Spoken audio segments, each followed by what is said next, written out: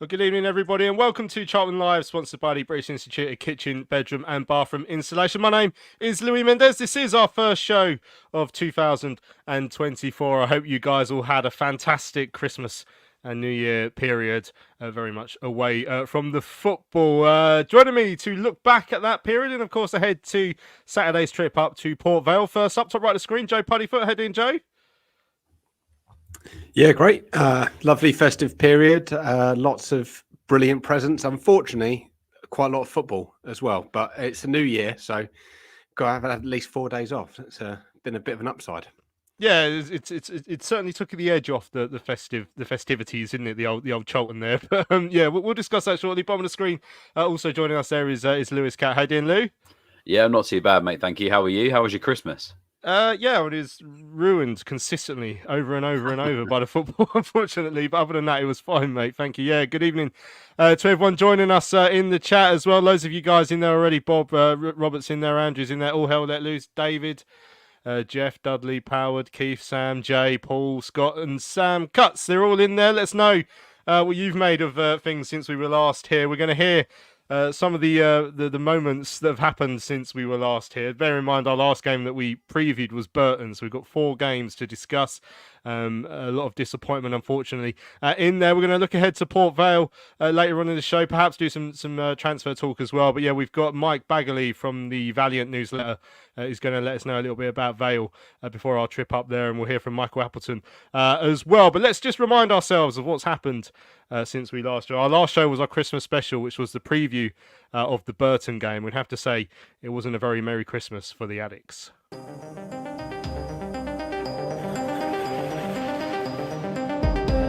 Cross by Hughes, it'll drop to the edge of the area, and surely there's an offside flag there. No, nothing given, and Sweeney has equalised for Burton. Again, how many points are we conceding late on? Yeah, just disappointing. You know, the reality is they haven't looked like scoring a goal this afternoon, and I think in those moments when you need to see the game out, I'd expect us to be a little bit more professional. 1-2 with Ford, who gets the ball into the box. Hector spoons it up in the air. It allows Maynard Brewer to come out, punches it away under pressure, and then Fraser completes the clearance. But Brown meets it first and gets it across to Aguiar on the right-hand side. Pratley making move in the middle. He goes past Eden. Ball back across. Finished by Beckles. Orient have the lead. Well, I said the substitution of Aguiar may make a difference. He gets past Eden far too easily. We can't sort of step away from a game losing 1-0 when the opposition only have really a 10-minute spell of pressure. You put your finger on why that keeps happening over the last few weeks, because you could argue Burton only had a couple of minutes spell, Cambridge only had a few minutes spell, and they've all managed to get goals. Yeah, no, I mean, listen, I think today was definitely a build-up of that. Prior, it's difficult to tell really, because obviously, you know, at that moment when you're heading the game, yes, you're hanging on and you're trying to sort of see out a game, and that has its moments, its nervous moments. It's the clumsy trip. Quick free kick into the feet of Collins, gets the ball across. And the home side have the lead. The Charlton players are looking across for an offside. I didn't see who finished it at the far post. I think it's Martin again.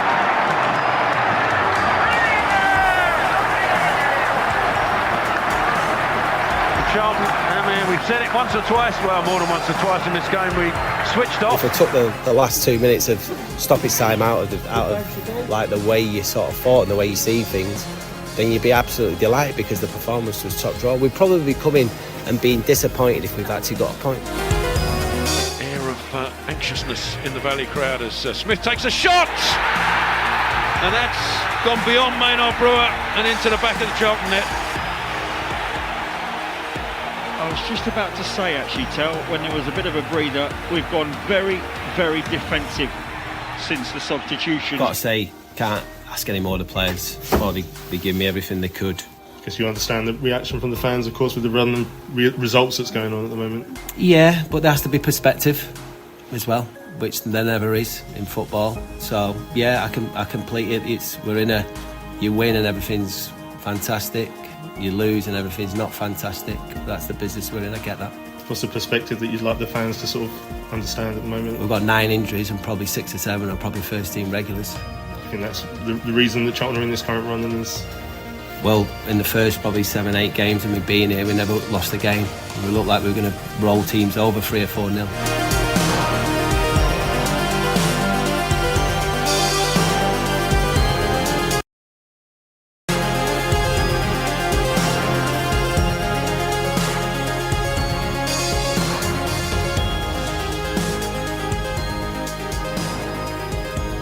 There we go.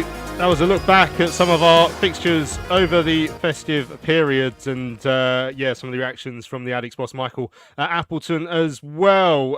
Joe, so over the 4 games we've had since then, we picked up 1 point, 3 defeats in that time as well. We're now 6 games without a win in League One. We've only won 2 of our last 12. We haven't kept a clean sheet in those 12 games. We're 14 points off the playoffs. My graph has blown up, basically. The playoffs just aren't going to happen, unfortunately, this season, because we'd have to turn into the best team in League One for the rest of the campaign. And I hate to be the bearer of bad news, but we are not the best team in League One, Joe.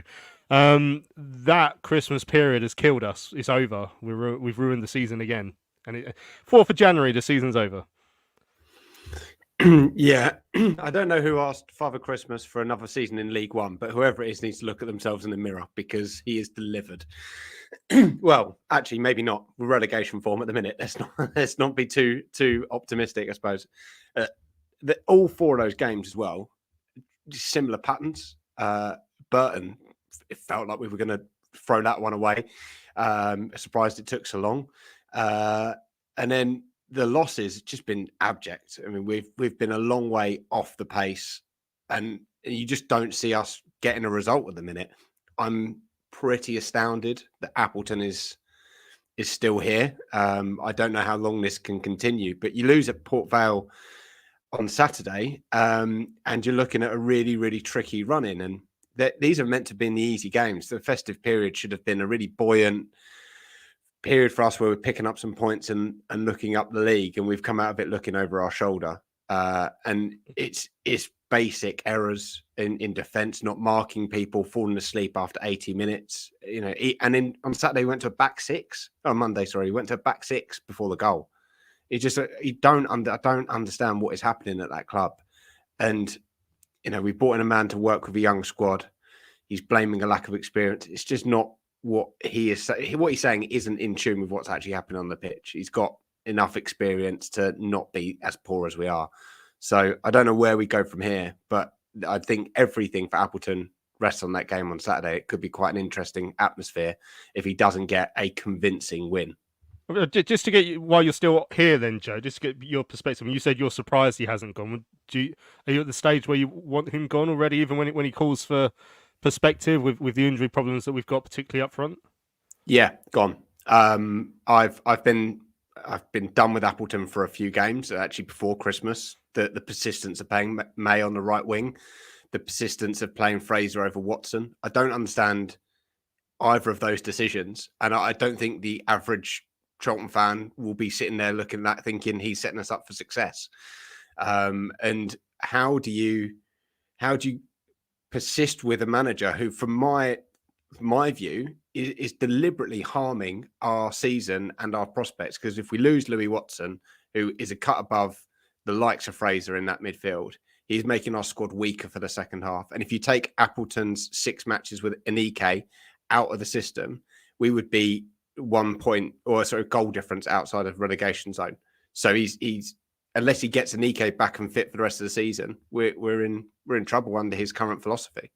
Lou, I mean, is Joe focusing too much on the manager or not enough? Are you in the same boat, or would you give him more time? It's difficult, isn't it? Because you don't want us to become this football club that just chops and changes managers at the first sign of trouble. But I do feel as if the appointment was always greeted with that mediocrity. I think that the decision to sack Dean felt a little bit sort of knee-jerk and very sudden. And I think we were all pretty surprised back at the end of August when that decision was made after just those 4 games, with the window still open to do business. It was clear there was a breakdown in relationship there. And Appleton came in, and obviously I think he had some luxuries that Dean never had in those initial games, as Joe referenced already. You know, Miles Leaburn came back in fit. He was missing at the start for Dean. Chuck Zanike obviously made a massive impact in the time that he was fit. Pan Kamara came back into the fold. He had a lot more tools to play with, if you like. And as he started facing the same difficulties and hurdles that Dean did at the start, we've seen that form really tail off. And it's not so much that I'm disappointed with him as such. It's difficult. What I'm trying to say, I think, is that we're facing the same problems with Appleton as we were when you lose those key people. We tend to go off the boil, and I think the problem is that the manner in which we've gone off the boil has been incredibly disappointing, because even with the injuries that we have had, we've got really good players on paper in that squad that should be doing much better than they are, and I don't think those players are being utilised correctly. My biggest gripe at the moment is players playing in all sorts of random positions. I mean, we've spoken about the Alfie one numerous times. He's the most prolific goal scorer in the country, and we've got him playing out of position. I know that sometimes he's looked isolated when he's been playing in a 9 on his own, but then you have to base your team around making him a success. And I don't feel like we play to our best players' strengths. And the only person that comes down to is the manager, because he's picking the tactics and he's picking the team week in, week out. I know he's not got a huge amount of options at the moment, but I don't think we're seeing a huge amount of imagination and creativity in terms of chopping and changing things when it goes wrong. At the moment, what was it over Christmas? Apart from Alfie being injured, I think we saw pretty much unchanged sides, and all of those sides went on to lose games. And that's incredibly disappointing, and that can only fall on the manager, really, because he's the one that's picking the side. I don't think that chopping and changing managers, I don't want to become that club, but I don't think this appointment was really, really ever sold on Charlton fans from the off. And I think that because of that, we're maybe seeing the sort of feelings towards Appleton turning much quicker than maybe you would normally. Yeah, I'm just scrolling through the comments as well. We've got loads of views coming in. Michael's saying, I think a lot of fans feel the same now. When we concede, you just sit there, you don't feel nothing. Oh yeah, that's happened again. Robert's saying we can't keep changing managers. We need stability. But Keith saying the manager has to go, as do more than half the squad. But who's going to want to come in to Charlton right now? It is a big mess. I mean, Paul's asking if it's the manager or the squad. I mean, we've referenced in the injuries then, Joe, which was what the perspective that Michael's asked for the fans to look at after that defeat against Oxford on Monday. But are you saying that plays no part in this? You know, we've had injury hit squads a lot, you know, and like we say, we saw Dean had that problem at the start of the season and he still got sacked. So have you seen anything from Michael to suggest it's been different recently, or that he has to be able to bring those injuries into the conversation? Injuries are a fair point. If you lose a Nike and you lose Leaburn, you lose a physical outlet up top. So there's no doubt in my mind that he would probably be getting better results with those players at his disposal. But I still come back to, what does he need to have available for him to play May centrally? Well, Chem is a winger and he's been playing in midfield and he's starting to get to grips with it now. But you could easily be swapping those over. Fraser is a decision that he dropped Fraser. We lost 2 games on the bounce. Brought Fraser in. We lost 2 games on the bounce. And Watson's not been able to get back into that squad. And there must be something behind the scenes. But if Watson is saying, well, hang on, we were playing really well, I was a key part of it, but now I'm not in and the team's struggling, you know, I'd like to have another opportunity, then I think he's well within his rights to feel disappointed. And I think most of the squad would be looking at that and thinking, well, hang on, no, Watson's got something and we need that ability. And you come to Saturday, he's saying that he's comfortable sitting behind the ball, the opposition having it. And the presenter on Charlton TV said to him, well, Dobbo came over and said, we can't get out and we're struggling. I made a joke that I didn't realise there was a slope towards the away stand. That's how it felt. It felt like we were just kicking the ball uphill. It was rolling back down to us. And it's those types of decisions that he's struggling to get with. And if he can only get results, and I'm not saying he has to win every game, but 2 in 12, and both of those we were fortunate to get away with the wins in the end, isn't good enough.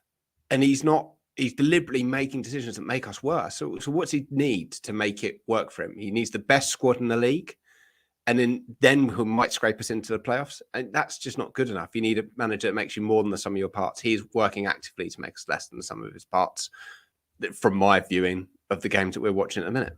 I mean, Daniel's saying before the influx of injuries, Appleton was doing well for us. A lack of quality and depth is why we are where we are. Harsh to blame the manager solely. Powered 4 says Appleton was playing rude when he said that fans need perspective. Port Vale fan telling us that they're decimated as well. Well, hopefully that will help on Saturday at least. Anthony said, sickening once again, yet another intolerable loss and more excuses. Who hasn't got injuries in this league? No excuse for not being hungry first to the ball and urgent over the whole match. I mean, certainly Oxford had a lot of injuries going into the game on Monday as well. I mean, before we get on to the squad and Andy Scott, who's certainly a name that's coming up in the comments quite a lot. Dean saying our football is a reflection of the manager, boring, drab, and motionless. I mean, one key element of the games over the Christmas period is the fact that we've now conceded 6 goals in the last 10 minutes of games over the last 6 games. Statistically, if you look at the amount of goals scored across League One, you get more goals in the last 10 minutes of games statistically for everyone. But the issue is we're in a situation now where it's happening to us consistently, and it's cost us 6 points in that time. That's before you obviously take into account that at other stages in the season, we try and balance it out. But the fact is we're on a bad run in terms of that. So can you put your finger on why that happens, Lewis? I asked Michael about that on Monday and he sort of said he didn't know. What's your view on that? Well, you'd think the manager doesn't know. I don't know how I'm going to have a clue, really. But it's one of those things where you put it down to character, I think. I think that one of the things Michael referenced, but I don't really agree with, is he says it's about like experienced players. But when you look at the 11 that we played recently, I mean, you're picking out, if you go back to Oxford, I know like Tyrese Campbell's young, but he's played a fair bit. Probably when you look at Karoy maybe and Ash are fairly young. Apart from that, you're looking at like experienced pros like Hector, Jones, Eden, Dobson, like all these players. They're not like making their debut in football. Like they've been playing a fair while. Dobson's our captain. It's not like we're missing him. I find that all a bit strange, and I think it just comes down to purely like whether it's tactics, it's the way that we're chucking everything behind the ball, not defending well enough. I don't know. Like I can't put it down to it. To me, it's stupid things. Like everyone was raving about the goal Oxford scored on New Year's Day on social media and stuff. The bloke had like half a God knows how much space. If you give anyone with half a decent right foot a shot from sort of that far unchallenged, they're all going to have a chance of getting it in. I just find it all really, really strange. I can't put my finger on why we're so weak in that last period of the game, whether we lose focus, concentration. You can't really put it down to extended injury time and fatigue. I know that there is a lot of extra minutes being played these days, but that applies to every football team. It's not just us. It's really difficult to pinpoint. You'd have to put it down to character, I think, is the only thing you can put it down to. I think we've got quite a few sort of weak-minded players and stuff in that sense, and we've raised this so many times before. I think like attitudes and heads dropping and not looking bothered, we see it far too often, and fans are getting sick of it. And I think really we're starting to get caught out a little bit now. I mean, if you're an opposition fan, if you're Port Vale this weekend, if you're Port Vale's manager, caretaker manager, whatever they've got at the moment, and you're looking at our record at the end of the game, you're thinking like chuck everything at them in the last 10 minutes and we'll win that game. And that's a big concern. It's something we've got to iron out pretty quickly. And if Appleton can't work out what it is, then we're in trouble, because that is our Achilles heel at the moment. Yeah, I mean, especially if the fact that we have a young squad is referenced. I mean, if you look at some of the goals that have gone in late in, I mean, basically some of the goals we've conceded throughout the whole time. But who are the players who are having the defensive lapse at that late goal at Bristol Rovers? Well, it's Teo down the left-hand side. Both the central defenders are caught flat for pretty much everyone. But senior players, who are the players in that back four and midfield that were unable to to block that long shot against Oxford? It's between Fraser and Dobson. Fraser's gone sort of with the wrong man and then reacted too slowly. Dobson's tried to come across, but it's a senior back four that's let that goal in as well. If they're to be blamed, which I don't think they are for that one, but I'm saying it's a pretty senior part of the pitch that's letting us down at the moment as well. So I don't really think you can talk about the youth. I mean, the goal we conceded at Leyton Orient was just everyone had a go. Everyone had a go at getting it wrong, Joe. I mean, that's what sums up a little bit where we are now, because I've looked at those 4 performances that are scrolling across the screen. So the Burton game, we started off brightly, but then it felt for all the world that we weren't going to kill the game off. Maybe we had 1 or 2 chances, and then the inevitable happened where we fell asleep from a free kick. The Leyton Orient game was just a really bad performance against a really bad Leyton Orient team as well. I was there for Radio London, and we're being balanced there, but I was saying that both teams look poor in this game. And we still conceded. The Bristol Rovers game, obviously we heard Michael's comments in the clip there about how he thought we played excellent. I certainly wouldn't have gone anywhere near that far. I would argue it was better than Leyton Orient, as in we had 2 spells, 15 minutes either half, where we looked like we could score a goal and put this opposition under a little bit of pressure.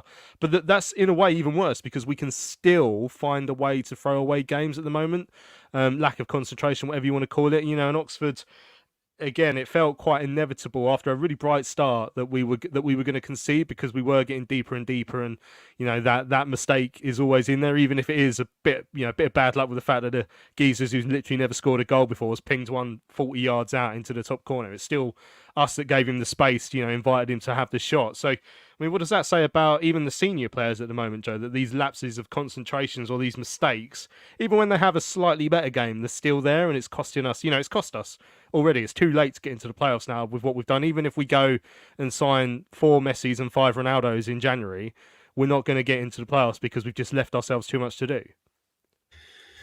Yeah, and I think some of our experienced players are probably part of the problem. I mean, Hector, I've not really liked at all this season. I think he's been so prone to errors. There's one point this season he was responsible for, I worked out, about 2/3 of the goals that he was on the pitch for. So he's hardly a steadying force at the back. Jones is the only one that you can really sort of hang your hat on in that defensive line, I think, to put in a good solid performance. And the players like Fraser just don't seem at it at the minute. So we're calling for experience, but we're not getting what we need out of those players. And you mentioned Orient. It was a dreadful performance from start to finish. Bristol, okay, a couple of bright spells, but listen to the Oxford manager's press conference. He said they lost a player on the morning of the game, and they had to restructure their team. And they also had put in place a new system the day before the game. They had one training session and a team meeting to try and get that together. So he said for the first 5 minutes, we weren't at it. We scored our goal in the first 5 minutes. He said, I felt like it was much more comfortable and felt like it was only going to go in one way. So even the bright spots taken out of Oxford when we dominate are out of those kind of scenarios. So we need more players. There's no doubt about that. We need better players. But it's pointless signing a good, promising midfielder if you're then going to leave him on the bench. And it's pointless signing a player that's going to score 20, 30 goals a season and putting him on the wing. And these are the problems that we're facing at the minute. And I think it does, because of those factors. If he was picking the right players in the right positions all the time, and we were still being let down, you'd be like, okay, we just need some better players, some people that are mentally there and can do it for 90 minutes. But also, he's very quiet on the touchline. He's hardly leading these players on the pitch himself with what he's doing. So, does he not need to maybe just look at his own position and say, well, hang on, I need to drive these players in the last 10 minutes when they're mentally fatigued. I need to be helping them and shouting out and pointing out where they're making mistakes to try and stop some of this. So I think it's a total problem, but I'm not keen on more experience if it's at the expense of good quality footballers. Luke saying Hector and Fraser have become major scapegoats for us. I think it's unfair. They're all equally as bad as each other except Dobbo. But I mean, the thing with Heck, I'll slightly disagree with something Joe said earlier. So he has actually had a couple of good games recently, and that's what makes him more frustrating, because he went through this run of looking like the Hector I thought we signed, when we first started last season. But then the mistakes eke back in, and no clean sheets in that time is simply nowhere near the level that we're supposed to be at. Fraser Like even last season, I remember speaking to Dean Holden last season. I think after Fraser got maybe his 8th or 9th goal of the campaign, which on paper is pretty good. But I remember thinking at the time, I feel like there's more to come from him. I feel like he could be involved more in games. And this season he's gone backwards. Of course, he's playing a deeper role, which might not help him. But he's been one of the most frustrating players we signed. Considering how long it took us to pick him up. Yeah, I mean there were comments about Andy Scott that need addressing. It's Lewis. You brought up his quotes from earlier on in the window. If you just want to remind us what sort of lines he was talking along and how much, he's really got to earn his money this January. Let's put it that way, because he's got a lot of catching up to do with what's been achieved in the transfer window so far. Whether the club see it as they were here properly in those 2 windows or not. Yeah, I mean, I think for me, what I've been most disappointed about with Andy Scott so far is the similarity I struck between him and Thomas. And what I mean by that is coming out and putting yourself above the parapet with statements. Obviously, there was some heavy justification needed for when they let Dean go so quickly, and I think in that came the statements, around this is the last day that we're a losing club. We've lost 6 in 8. In anyone's book, that isn't acceptable. Well, where we stand now, we've won 1 in 10. So where's the progression? Where's the movement? So it's the last day that we're a losing club. It certainly don't feel like that at the moment. I've been really disappointed with the recruitment. I think it's difficult because of the position we've been in terms of takeovers. I think I don't really know the full picture of last January, how much control they had, but that window was diabolical. The players that came in, really excluding probably Hector, were well below par in what we expected. None of them were really made a mark at all. The summer, you look at our best 2 signings, Alfie May and Lloyd Jones, in my opinion. Others may think different, but those 2, in my opinion, have been our best 2 players. They came in when Steve Gallen was still here. And then following on from that, you're looking at the likes of the loan market that we entered, and it felt like we had a bit of a rush in the loan market in the last few days of the window. We saw a Banquer come in, Louis Watson, these sorts of players. I mean, as it stands at the moment, how many of those players could still be here in January? Tedic probably looks like he's going to go. It's been reported about Louis Watson could potentially go back. James Abankwah, I forgot he existed until last week when I was looking this up. Pan Kamara's injured. You'd like to think he'll come back and play, but you never know that he could get injured again and go back. And Kem Campbell's come out from the curtains in the last couple of weeks, but before that, it looked like he was done. So all 5 of those signings haven't really made the impact that they expect. The only one I feel sorry for there is Pan, because he's been injured. I think that's out of his control. But that strategy on the recruitment, I think I've said this, loan players, I know people aren't always fans of them because you are sort of developing someone else's player, but it benefits us. Look at the loan players we've had over the years, like Raksaki last season, Josh Cullen, Christian Bielik. Like, they're all players that, yes, we've developed them for somebody else, but it's benefited us. This time it doesn't really feel like anything's benefited us. And I think our last couple of loan windows have been along that line, and both of those have come under this regime, supposedly. So I think that Andy Scott's got an incredibly important January to try and sort of pull in and improve his reputation among the fan base. Because at the moment, I think people are pretty concerned about the business we've done, and would definitely be questioning the ability and everything of how our signings are going to be looking in come the end of January, and what the squad's going to look like. Yeah, I mean, Ian said that Andy Scott's got a big mouthful of ball. He has to go before Appleton. And you're right. I think if you read a lot about, I mean, again, we did it a month ago. We rated our transfer business from the summer, and unfortunately, the business done since the new regime came in and Andy came in, it was scored very low. And you're right about the amount of loanees going back. Tedic is definitely going back. I think it's known anyway, but that's definite. That will be confirmed as and when shortly. Louis Watson, we've seen that he might go back. He's not playing, so you'd understand why he is. A bank was gone back, you know, but I think the club forgot to mention it, but he has gone back. It wasn't a particularly good summer window for us, you know. Andrew's saying your loan players make a big difference if you get the right ones. You know, Chris is saying that he hoped that Tedic goes. Well, he is going. Dean's saying what players would want to come back to this basket case of a club. I mean, we know there's bodies to come in. So Macaulay Gillespie, there was a false rumor doing the rounds that he's failed his medical, but that's not true. So I think that process is still ongoing from what I understand. So as far as I know, he'll still be coming in. You know, he was literally at the Valley on Monday, and it sounded like he was very close to being announced on Monday. But he hasn't failed his medical despite like say that rumor that's been going around. So yeah, I mean there's other names out there just in case of potential incomings. You know, Connor Coventry was mentioned by Richard Corley, Johnson Clark Harris. We know we've had bids in because we've you know, Peterborough like to air their dirty laundry in public very much, as we saw with Darren McAntony telling us all about, I think, how much we bid for him and everything, which was nice. So yeah, I mean, it's a massive January for us. Obviously, we haven't even spoken about keeping hold of the players like Corey. You know, Martin saying cash in on Corey. He doesn't give enough in a game. Luxury 30-minute player.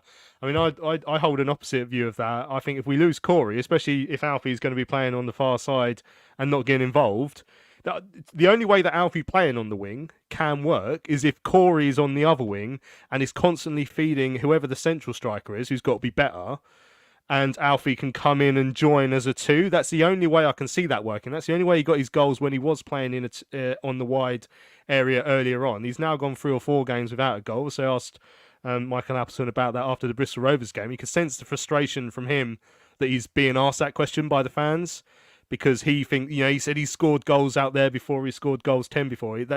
That's his view on that. You know, I've asked him about it, but if we lose Corey, there's no way that's going to work, and it's not really worked over the last couple of weeks when Corey's been quiet, as we've seen, Joe. Yeah, I think Corey's you know, struggling in a team where they really only have to double up on him, don't they? I mean, if you were the opposition manager looking at Charlton, you'd say make sure Blackett Taylor doesn't go anywhere, stop him, make sure that May only gets the ball out in the right wing because he's going to cross it to a striker who's not up to much. Let's make sure that we sit on Dobbo and pressurise Hector, stop the long balls in behind, and then that's it. You've stopped us, really, haven't you? There's not a lot more that we got in the locker. At least when you've got the likes of Tyrese Campbell, who's got a bit of a trick and can beat a player, you've got another option. Just a few more things to think about. Lou Watson carries the ball, so it's a different threat.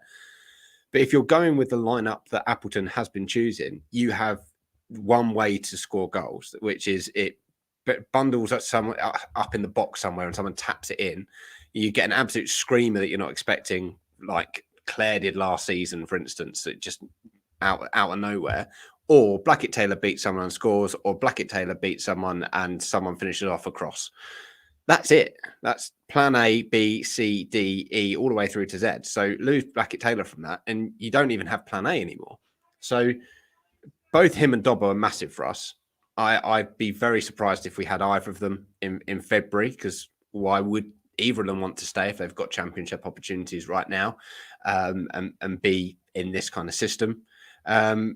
And they're going to need, a massive upgrade on the squad with that money, which is going to be very difficult to do in January. So, yeah, I don't think Corey's been at his best, but I don't necessarily think it's all on him. I think he's being set up to have a very difficult 90 minutes ahead of him, where he's just marked out of a game, and not given much support from the strikers in the middle, because there isn't one there to tap in the goals. Right, Lisbon tweeted us, "Hi guys, you only have to look at Brighton to realise stability and opportunity is 100% down to the ownership. Until our owners invest in a top-class infrastructure of resources and modelling, we stay in limbo and the usual merry-go-round of no character and leadership." I mean, I saw Charlie was in the chat earlier, saying he thinks a lot of this is down to the owners already. I mean, it's not been a great start, Lewis. I mean, the argument is they've not been here that long, which is obviously true in some respects. But yeah, they need this January to really show, what they're going to be about here. And like I say, I hate getting to the fact that it's in January and we say, right, plan for next season, because it's frustrating. But that's where we are now. So they've got to get it right and plan for next season. They've got to have a promising second half of the season. The manager needs that, and the squad needs it, and the ownership need that, so that we're in a position where, if we were to play a side on the last day of the season, I think we were away at Wickham. And do you remember our last day of a couple of seasons ago when we went to Ipswich and got pummeled 4-0? And I remember tweeting, like, they're ready for next season. They're in a position. I think they still did more business since then. But I want us to be at the end of this season and us go and beat Wickham 3-4-0, or whatever, beat them 1-0, whatever. And the Wickham fans to turn around and go, blimey, they're ready for next season, aren't they? And I don't know if I'm confident that's going to be the case yet. No, you and me both. That's where you want to be. I think it'd be pie in the sky to think that anything can happen this season now. And I imagine the owners will look at it, and they are more football people than before. So you'd think that they'd look at it, they're not silly. You must look at it and think, okay, yeah, this hasn't gone well. We either make an impact in January to try and get people back on side, sign some decent players, finish strong, so that people are talking about us as candidates to go up next season and favourites to be up there next season, or we hold off and we invest in the summer because we don't know where we're going to be. But I think ultimately everything, it's going to take a lot of time, because we as a football club have gone through years and years of neglect, and it's very early in this group's tenure to judge what they're doing. All we can really judge is what we're seeing on the pitch, because we're paying supporters and we're turning up and we're seeing performances that aren't good enough, and we're seeing players that aren't performing well enough, and we're seeing the crowds drop because of that. And they're all things that impact us directly. What we don't see is maybe they're doing stuff in the background that is strengthening the infrastructure of the club that maybe we're not seeing, that we might benefit from in a couple of years. It's so early, but ultimately football is a competitive sport, and fans want to see their team winning as many games as possible, and they want to see the better players pulling on their shirt. And at the moment, we're not getting that.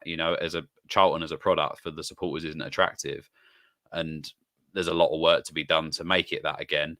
And it feels like there's a real disconnection at the moment, that we as a club, thrive so much on that fan and club bond. It feels like that's really, really battered at the moment from years and years of damage. And it's going to take a long time to rebuild that.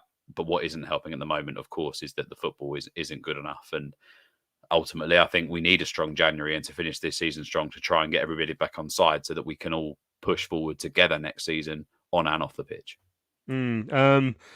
Yeah, interesting to talk about sort of how damaged we are as a fan base, and our relationship with the club is at an all-time low, and it has been for a few years now. And it's hard, and that's why every setback, and this is more than a setback, this is another season in League One at the lowest point in our entire footballing history on the pitch, feels even worse. It just feels awful when we know we're going to be stuck down here for another year, and that's why things going wrong, and the manager calling for perspective is going to be hard to get that back, because we are damaged at the moment. We are damaged goods. Chris Davin pointing out that it all went wrong after the scripted holding hands running to the covered end after the first game. Do you remember when we'd won the league after the old Liverpool 2, West Brom 2 celebration? If Leyton Orient had anything about them, they would have done that back to us on Boxing Day, because that was funny. Chris says, wasn't everyone meant to be together after the Spain trip? Yeah, well, having a nice weekend in the sun and watching the lads train only takes them so far when they're going to serve up what they've served up, unfortunately, throughout the course of this season. Right, we're going to have a quick break. When we come back, we're going to focus our attention on Port Vale away. We've got our Port Vale guest who's waiting in the waiting room as well. Hang around. We shall be back in about a minute or so. Thinking about a new kitchen or bathroom? Find professional, independent local installers with free home surveys, itemised quotes and protected payments, trading standards approved contracts, and workmanship warranties. The British Institute of Kitchen, Bedroom, Bathroom Installations accredits installers to ensure they are police checked, fully insured and experienced. Take the risk out of home improvement. Visit bikbbi.org.uk. Hello, fellow addicts. I'm so excited to tell you all about our micropub, the River Ale House. The River Ale House is based in East Greenwich. It has 6 Pub of the Year awards, an ever-changing selection of amazing beer. It's owned by Charlton fans, walkable to the ground in just 20 minutes with buses that go direct to the Valley too. If your matchday routine includes a drink with your friends, you must join your fellow addicts in the River. See you soon. Right, welcome back to Charlton Live. This is the big match preview. Let's start to gear up for Saturday's trip up to Vale Park. Not a happy hunting ground for us. I've only been there twice. We haven't been there that often, but both times I've gone there. The first time Russell Slade had a massive go at the players and the fans. There's a funny story. Like you guys will all know Ben, who joins us on the pod sometimes, and Ben would come to the majority of away games, especially the midweek ones, and we'd all stay up there, a few of us. And obviously I'd go off and do the work, and then once I finish doing my work, I'll go find Ben and our friend Pauline, and we'll have a pint or two after the game and debrief. And I remember getting back to the pub after that one and saying, "Cool, he was not happy." It was the game where we were 1-0 up with a few minutes left, and then I think he brought on Harry Lennon to give away a penalty. Certainly made a negative sub, gave away a penalty. We drew 1-1, and the away end started singing "Russell Slade Ain't Got a Clue." So I went back and told Ben, it's like, he weren't happy with this song that was coming out of the crowd. And Ben was like, "Oh, I started that one." I was like, "Oh, cheers, gave me an easy ride there with the manager, didn't you?" And then obviously last season was Ben Garner's implosion after the comments about Thomas Sandgaard. I listened back to him earlier today, and it was remarkable to hear a manager speaking about the recruitment of the club like that. But in fairness, you could argue we've already had that this season as well, with Michael Appleton speaking about the last 2 windows not being anywhere near good enough. And even though Andy Scott refuted that or rebuted that a little bit, that's still what the manager said. So hopefully we'll have a better trip this weekend. And let's bring on our guest now to discuss the Vale. Mike Baggerly from the Valiant Newsletters join us. Hi, Mike. Thanks for joining us. How are you? No problem at all. Hi, fellas. Yeah, I'm fine. Thanks. Hope you're okay. And I hope you enjoyed your pint in Burslem more than the game by the sound of it. It certainly seems to be the thing to do in Burslem when you're up there. You've got loads of nice pubs. So, Mike, tell us a little bit about Vale's season. I remember when you guys came to the Valley towards the end of last year, you were on the verge of staying up. I think you're staying up. That was actually confirmed that day. But I don't know, I felt like there was some unhappiness in the supporter base this time last year. 15th, you're on the same points and as us in League One, which I can assure you is not an achievement. But I mean, how have you guys rated your season so far? I suppose inconsistent. I mean, overall, I think Vale's budget is probably around 15th, or maybe a place or two lower. So you could argue the overachieving by a place or two. Made an awful start, losing 7-0 at Barnsley on the opening day of the season, and then responded to that really impressively. I think won 6 out of 7. I think so. By mid-September, we could have gone top of the league, ended up losing to Burton, and then didn't win again for ages. Sort of plummeted down the table, improved a bit, and then it's been a bit inconsistent since then. So now find ourselves in 15th. I think the last week's probably been typical of, recent games. Played really well to beat Blackpool 3-0 at Vale Park, but then lost 2-1 to bottom of the league Carlisle on New Year's Day. So don't ask me for a prediction because I've got no idea what will happen on Saturday. Firstly, can you confirm that you don't score any goals in the last 10 minutes of the game before we get our hopes up? And then the second question, I suppose, what would be the main threats for us to be looking out from you? So, I mean, you've already scored 3 against us, so obviously you've got a few in the tank, and you scored 3 recently. So, who would be the main players to be watching out for? Right. Okay. So I can't promise about no goals in the last 10 minutes. It feels like not, but I might be wrong. Main threats. James Wilson definitely, who's just come back from injury. He's a real quality player. He was at Manchester United as a youngster and then went on loan to the Championship clubs. But he's had a history of injuries, really, which is why he's ended up in League One. But he's just come back from injury. And he makes such a difference. He's a real quality player. Can play as a centre forward or just off the striker. He scores goals, but he's just great to watch as well. Like I said, a player who should really be playing in the Championship at least. So he's a threat. Ben Garrity, who's a midfielder, he scored 11 goals so far this season, Mainly, as I said, mainly from midfield. But he had a slight knock at the end of the game at Carlisle, so I'm not 100% sure he'll start on Saturday. If he does, though, he's a real threat, real fans' favourite, hard-working midfielder, but a real good finisher as well. Mike, how have the club reacted to losing Ollie Arblaster? Obviously, I think he left you, was a real big player for you guys. Yeah. How have you sort of coped with losing a player of his sort of stature? Yeah, well, he was excellent as well, Lewis. I mean, he looked a real good player. His first loan, England under-20 international, and he was a midfielder who could do everything really, sort of old-fashioned, almost box-to-box midfielder. And unfortunately, when he was recalled by Sheffield United, Vale also lost his partner in central midfield, Funzo Ojo, who's out with a hamstring injury. And they've coped a lot better than I thought would be the case, actually. So Alfie Devine, who's another England under-20 international, he's on loan from Tottenham. He's largely played as an attacking midfielder, but he's dropped deeper. So he's sort of the holding midfielder, really. And he's been excellent. Last 2 games, he's been man of the match in one of them, and I think probably runner-up for man of the match in the other. He's only 19, but he can do a bit of everything. I suppose almost like a quarterback-style football, really spray long passes out to the wing-backs. A competitive player as well.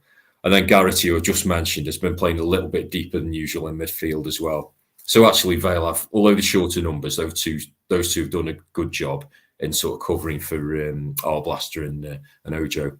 Yeah, and just finally then, as you said, you won't give us a prediction in terms of the score, which I think is fair with us as well at the moment. Obviously, we're not very strong on the road. We've only won 1 away game all season. What is sort of Port Vale's playing style at home? Will they allow us to have a lot of possession and sit in and try and make it difficult to break them down? Are they happy to do that on home turf?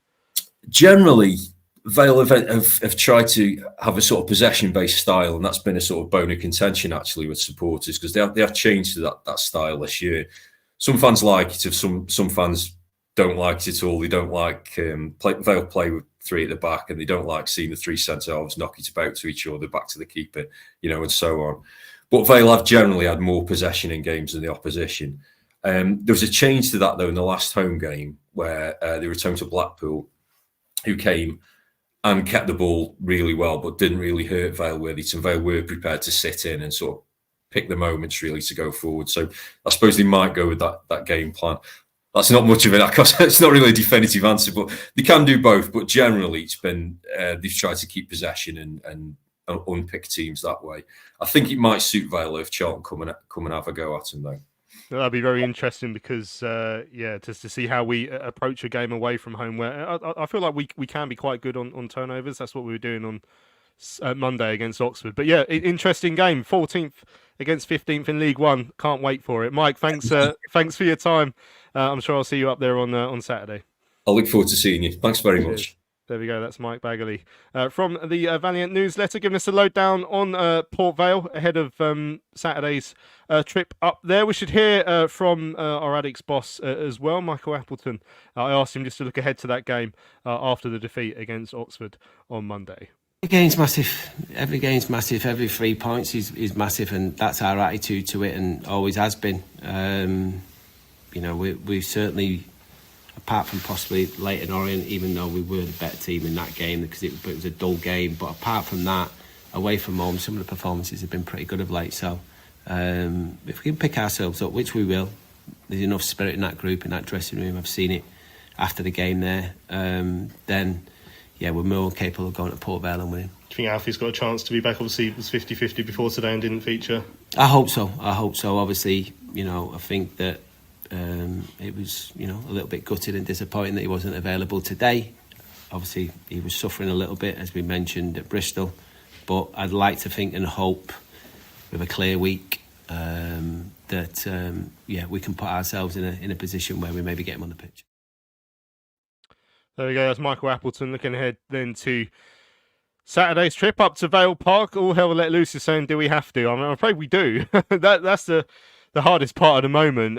It is going to be a slog this second half of the season. We're hoping for, the January, as Dan says, still waiting for the big January promised. Games come thick and fast, and clearly it seems there is no plan or talks before the window. I mean, I'm certain the club will deny that. Obviously, we have heard, the odd rumour behind the scenes. But Brazilians is saying, don't get your hopes up on January. History says we're in for a dry January as per. I mean, again, we'll have to see what happens. Scott saying, Appleton says performances have been good of late. I assume he's referring to a couple of the away games we've had in the last couple of months. So the likes of, we did play well at Barnsley. You could go back to Portsmouth where we got a good point, despite being under pressure for large spells of that game, Joe. But, he needs a performance, certainly, Saturday. And dare we suggest he might need a win as well. We definitely need to win. That's cast iron guarantee. The comment about we've been good away from home is baffling, quite frankly.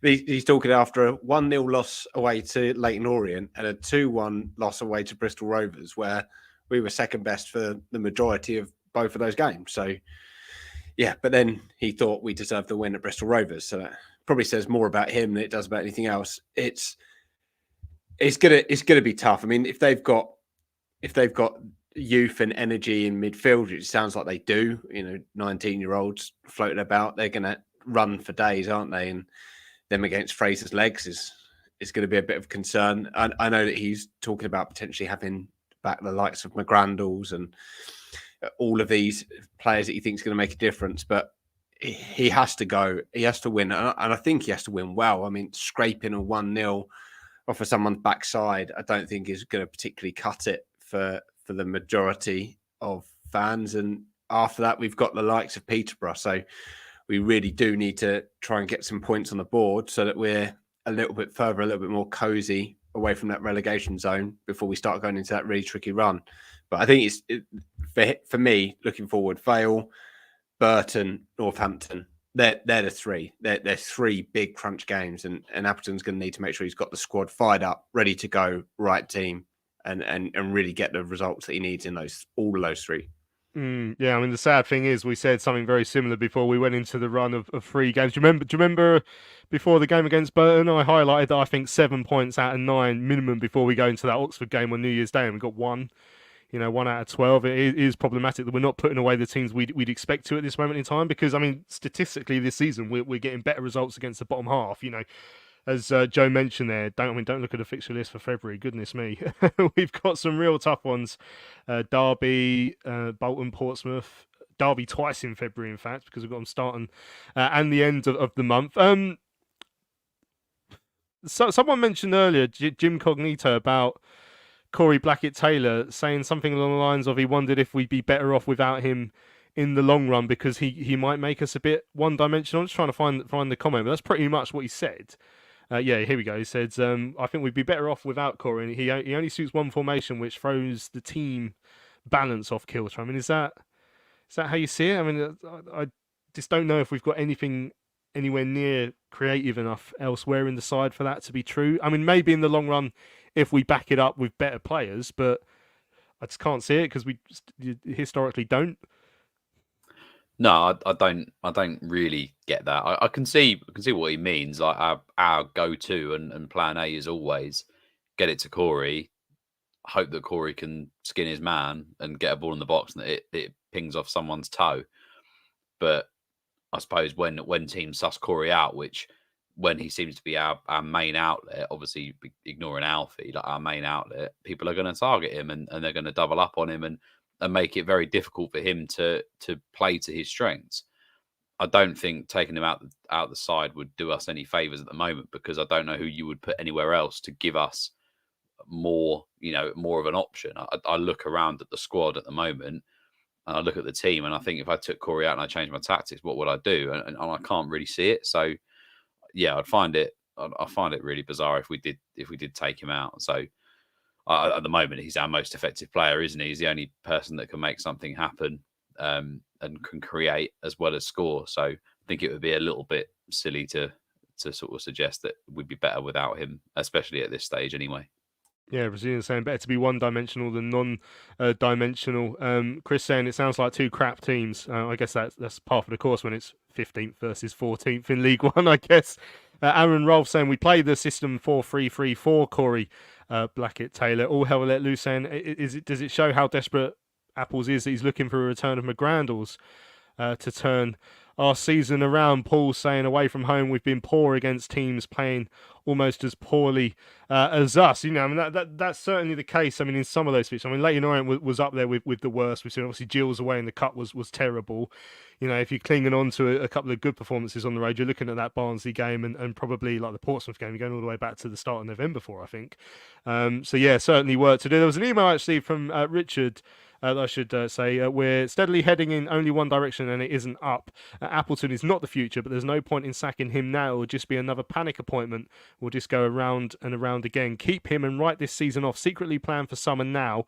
Identify someone with class and a proven track record and pay him the money. Get him planning, lining up and identifying players he wants between now and the end of the season. Sack Appleton at the end of the final match and give the new guy the whole summer to get the players in and begin to implement a plan that he's been working on for 5 to 6 months. Thanks for giving me the platform and give up the good work.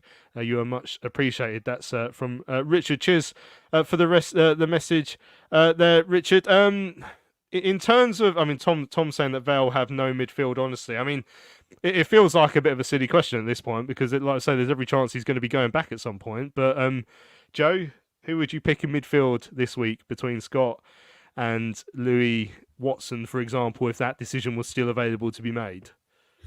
Have you been living under a rock? Because I'd have Louis Watson. Can you see him? Can you see him making that decision? Can you see him making that decision? And I mean, because he spoke about, and one we haven't even mentioned actually. I don't think I asked him about Louis not playing and obviously being behind Karoy Anderson after the game at Bristol Rovers, and he spoke about Louis being out of form. Now, I'm obviously, he wasn't the only one who didn't play very well away at Gillingham, but he didn't play very well away at Gillingham. I wasn't at the Reading Bristol's game, so I don't know how well he played there, but people tell me it wasn't great. You sort of in the stage where anything's got to be better than what we've seen in the midfield from someone like Scott or Karoy recently. Yeah, look, he won't pick Louis Watson. He's obviously decided that he doesn't like him whatsoever. The fact he didn't come on when we were crying out for someone to relieve some pressure on us on Monday tells you everything you need to know. The fact he's picking Karoy ahead of him is another sign. If you say you want experience and then pick someone whose first professional game was this year, it doesn't really make any sense. So he won't. I would have Louis Watson in there. I think his energy is important. I think he helps Dobbo immensely. I think he holds on to the ball and relieves pressure. I think he's got a good pass. He's got a bit of creativity about him. I don't see the downside. And what we're going to find is that Fraser's legs aren't there, and he doesn't work particularly hard defensively. He hides from the ball. I think he makes us weaker, puts more pressure on Dobbo. So for me, it's absolute no-brainer. But it won't be, and that's the frustration for me, because I think that the only thing that's worse than some of Apple's team selections are some of his post-match interviews where he seems to just watch a completely different game to me, and maybe that's why Fraser gets in, but. I mean, we're gonna need him. We're also gonna need Alfie May back, I think, if we've got any chance of nicking a goal, because it doesn't matter how much we create if you've got no one to stick in the back of the net. Yeah, I mean, Dean's saying, how do you get your form back or a chance to show it if you don't get a game? Just a bit of breaking news. Sheffield Star saying that Charlton are likely contenders for Tyreek Backinson to sign for us a midfielder on loan. So that's one name that's just been thrown into the mix by a legitimate journalist. Alex Miller up at Sheffield Star. You remember Backinson because he scored against us for Ipswich in the 4-0, and he scored against us for Sheffield Wednesday in the 1-0 at Hillsborough at the start of last season as well. So if we sign him, he can stop scoring against us, which will be nice. Right, we've run out of time on this week's big match preview. We've covered a lot of ground there. I'm sure there's still more to cover, which we will do on Sunday morning. So we'll be back at 10 o'clock Sunday morning to look back at the game against Port Vale, speak about whatever else we want to speak about that's happened over the last few weeks, signings and whatnot. Massive thank you, though, to everyone who's joined us live on YouTube and sent in hundreds of comments. I've tried to get to as many as possible. Sorry if I've missed any and emails and whatnot. Make sure you subscribe to us on YouTube. Get those subscription numbers up, then you won't ever miss the show again. Massive thank you to Joe and Lewis. Pleasure to speak to you guys as always. Cheers, guys. Yeah, cheers. Do it all again next week. Yeah, looking forward to it. You're making me so happy when it remind me that we have to do this again after another potential game. But yeah, we'll see. Massive thanks to Mike, who joined us earlier on as well to let us know about Port Vale. But yeah, thanks for listening.